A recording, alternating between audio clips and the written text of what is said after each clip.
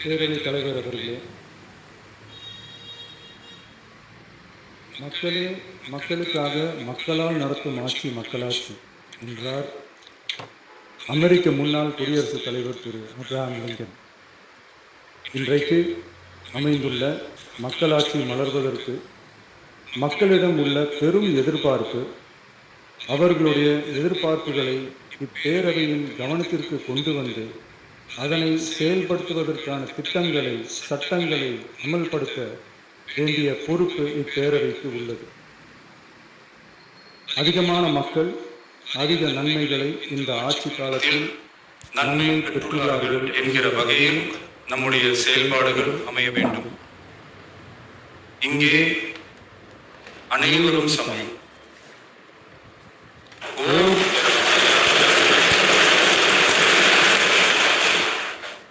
ஓர் உறுப்பினரை கொண்ட கட்சிகள் இங்கே இடம் பெற்றிருந்தாலும் அவர்களுடைய கருத்துக்களுக்கும் அதிக எண்ணிக்கை பெற்ற தமிழக வெற்றி கழக உறுப்பினர்கள் தெரிவிக்கும் கருத்துக்களுக்கும் சமமாகவே மதிப்பளிக்கப்பட்டு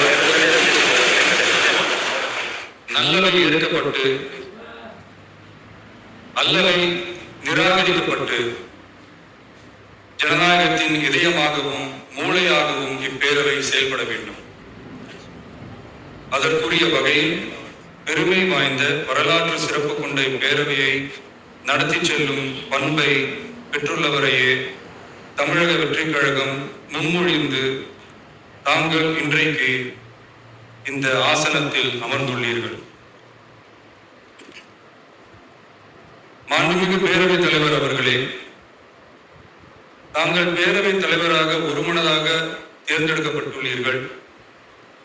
தங்களை இந்த ஆசனத்தில் மாண்புமிகு பேரவை முன்னவரும் எதிர்கட்சி தலைவரும் தங்களுடைய கரங்களை பிடித்து அழைத்து சென்று அமர வைத்தார்கள். இந்த சம்பிரதாயம் எப்படி வந்தது என்று சொன்னால் சுவாரஸ்யமாக இருக்கும். பெரிய வரலாறு சம்பவத்தில் உள்ளது. இங்கிலாந்து நாட்டில் உள்ள பாராளுமன்ற நடைமுறைகளை போன்றதே நம்முடைய பாராளுமன்ற நடைமுறைகளும். மன்னராட்சி இருந்த காலத்திலேயே அங்க பாராளுமன்றம் இயங்கியுள்ளது. அக்காலத்தில் அனைத்து அதிகாரங்களையும் பெற்ற மன்னரும் இருந்தார், பாராளுமன்றமும் இயங்கியது. அங்கே மன்னர் ஒரு பணியை செய்ய வேண்டும் என்று விரும்புவார், பாராளுமன்றம் அவருடைய விருப்பத்தை பெரும்பாலும் நிராகரிக்கும். மன்னர் விரும்பிய காரியத்தை பாராளுமன்றம் நிராகரித்து விட்டது என்கிற செய்தியை மன்னருக்கு சொல்ல வேண்டியவர் பாராளுமன்ற தலைவர், ஸ்பீக்கர் என்பார். பாராளுமன்றத்தின் கருத்தை மன்னரிடம் சொல்ல வேண்டியவர் ஸ்பீக்கர். அதற்கு துணிவு வேண்டும்.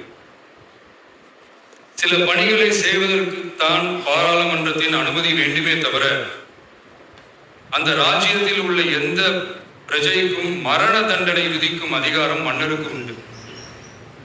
தான் விரும்பியதை பாராளுமன்றம் நிராகரித்து விட்டது என்று சொல்லும் ஸ்பீக்கருக்கு மரண தண்டனை விதிக்கும்படி ஆணையிடுவார். தலையை வெட்டி விடுங்கள் என்று ஆணையிடுவார்கள். இது பலமுறை நடந்ததால் யாருமே இந்த ஸ்பீக்கர் பதவிக்கு வர விரும்ப மாட்டார்கள். எனவே புதிதாக பாராளுமன்றம் அமையும் போது ஸ்பீக்கர் பதவிக்கு ஒருவர் அறிவிக்கப்பட்டவுடன் அவர் உடனே தலை தப்பித்தால் போதும் என்று ஓட்டம் பிடிப்பார். அணை முன்னவரும் எதிர்கட்சி தலைவரும் அவரை தடுத்து நிறுத்தி அவர் கைகளை பிடித்து இழுத்து வந்து ஆசனத்தில் அமர வைப்பார். இதுதான் அந்த காலத்தில் இருந்து வந்த மரபு. ஜனநாயக முறை ஏற்பட்ட பிறகும் இம்மரபு தொடர்கிறது.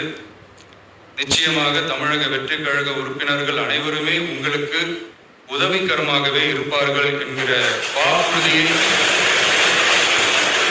இந்நேரத்தில் அளிக்க விரும்புகிறேன். பேரவையின் மாண்பையும் கண்ணியத்தையும் பேரவை உறுப்பினர்களின் கண்ணியத்தையும் காக்க வேண்டிய பொறுப்பை உங்களிடத்தில் ஒப்படைத்திருக்கிறார்கள். தற்காலிக பேரவைத் தலைவர் மிக சிறப்பாக பணியாற்றிய நம்முடைய உறுப்பினர் திரு மூவி கருப்பையா அவர்களை சந்திக்க நேற்றுக்கு சென்றிருந்தேன். அங்கே முந்தைய பேரவைத் தலைவர்கள் படங்களை கண்ணுற்ற போது, அவர்களை பற்றி அறிந்த போது உண்மையிலேயே எனக்கு பெருமிதம் தந்தது.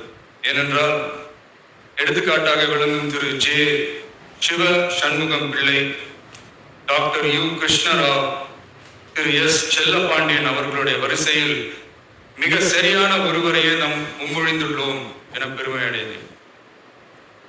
அதே போன்றுதான் நம்முடைய பேரவை துணைத் தலைவர் அவர்களும், நீங்கள் இருவருமே மிக சாதாரண குடும்பத்தில் பிறந்து மக்கள் பணியாற்ற வேண்டும் என்கிற அவாவில் செயல்பட்டு வந்தவர்கள். குணம் நாடி குற்றமும் நாடி அவற்றுள் மிகை நாடி மிக்க கொளல் எனும் வள்ளுவரின் வாய்மொழிக்கேற்ப சட்டமன்ற நடவடிக்கைகள் சீராக, செம்மையாக, அமைதியாக நடைபெறும் வகையிலும், சட்டமன்ற ஜனநாயக பண்புகள், நெறிமுறைகள் பேணி பாதுகாக்கப்படும் வகையிலும் இந்த அவைக்கு பேரவைத் தலைவரும் பேரவை துணைத் தலைவரும் பெருமை சேர்ப்பீர்கள் எனும் நம்பிக்கை எனக்கு உண்டு. அரசியலுக்கு அப்பாற்பட்டு மனிதர்களை மதிக்கும் நல்ல பண்புகள் நிலைநாட்டப்பட வேண்டும். தமிழ் பண்பாடு போற்றப்பட வேண்டும்.